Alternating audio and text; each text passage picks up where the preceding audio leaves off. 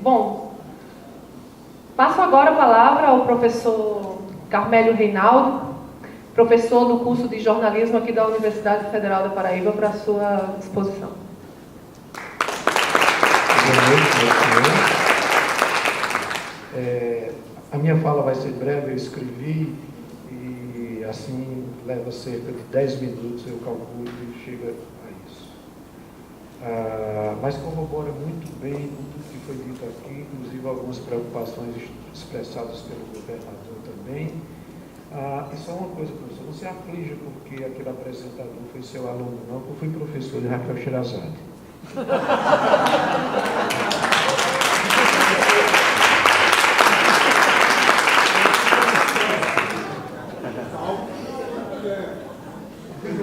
Eu também meu. Meu também. Felicidades. Bom, eu tenho uma preocupação que se renova quando ouço falar em alarmantes números de criminalidade no país. O quanto a imprensa, ou dizendo mais genericamente, a mídia contribui para isso. Um dos elementos que me levam a essa reflexão é o discurso recorrente da impunidade, tantas vezes repetido pelos apresentadores, jornalistas e seus entrevistados. Não estou querendo com isso negar a impunidade. É notório que há no Brasil um grande número de crimes insolúveis, muitos porque não são adequadamente investigados ou sequer passam por alguma investigação. E aqui preciso fazer uma ressalva ao papel da imprensa, aproveitando até para deixar claro que, se ao longo dessa minha intervenção ficar a impressão de que eu considero danosa a sociedade brasileira, é porque não consegui me expressar adequadamente. Voltando à questão das investigações, é nesses momentos que o papel da imprensa é importante, pois quando ela dá relevância a um caso, os órgãos de segurança são impelidos a atuar com a máxima eficácia possível. Porém, não vivemos numa sociedade onde tudo funciona da forma ideal. A imprensa é seletiva, tem seus critérios editoriais, seus interesses empresariais, suas alianças e, no fundo, é apenas um negócio, apesar de ter um poder imenso se comparado a qualquer outra atividade econômica, pois atua principalmente sobre a opinião pública, agindo para moldá-la de acordo com seus interesses. Nós estamos vendo, inclusive, ela levar a uma situação de convulsão social. Não é à toa que, passados 28 anos da promulgação da Constituição vigente, todas as tentativas de regulamentar os meios de comunicação são desmoralizadas porque a sociedade é induzida a entender tais ações como atentado à liberdade de expressão e, assim, tais propostas vão dormitar em gavetas de parlamentares e magistrados. Como eu disse no início desta minha fala, acho que a criminalidade tem relação com a sensação de impunidade. E a mídia, ao repetir isso de forma recorrente, como se fosse um bordão, contribui para ampliar ambas, ou seja, deixa a sociedade assustada e dá ao potencial delinquente mais confiança para cometer o crime. Nesses momentos, sempre me pergunto, se a impunidade é tanta, como explicar a superlotação nas cadeias e presídios, a imensidão de processos tramitando na justiça e a sobrecarga de trabalho da polícia? Então, se este meu raciocínio, apesar de suscetível a inúmeros furos, tem algum fundamento, creio que os órgãos de segurança pública vivem uma situação de enxugar-gelo. Reforço, ao repetir bordões como não vai dar em nada, ou a polícia prende, mas a justiça solta, a mídia minimiza os riscos da atividade criminosa e, para o público, transmite a sensação de vulnerabilidade, a desconfiança nas instituições responsáveis pela segurança e até estimula o sentimento de justiça por conta própria. Para evitar isso, seria uma boa contribuição adotar a moderação no discurso da impunidade e, seguindo os princípios do jornalismo, que assim merece ser chamado, ser fiel aos acontecimentos. O Brasil já teve uma geração formada por Xuxa e suas clones. Não merece ter agora uma formada por Datena e seus imitadores.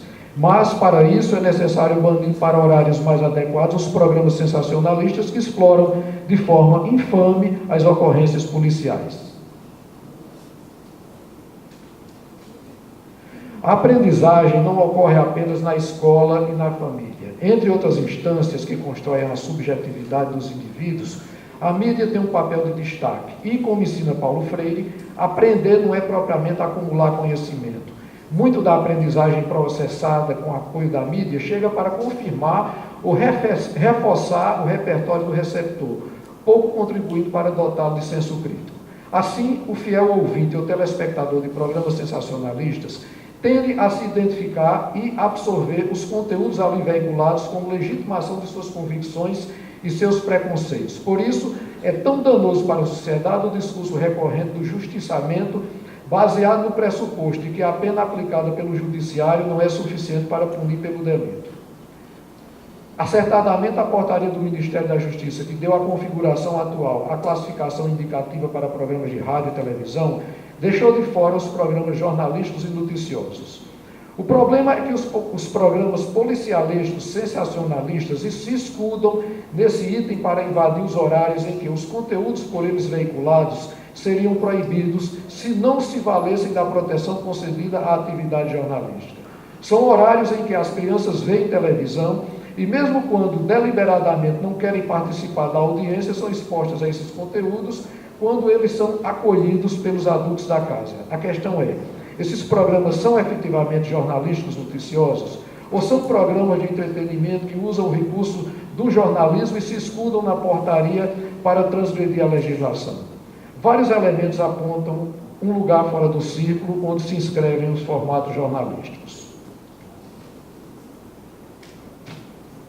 O apresentador é um personagem, como você bem registrou, é um personagem onde se identificam traços de cidadão indignado com as mazelas da sociedade, de pregador contrito temente a Deus, de justiceiro sedento de sangue, de político em campanha.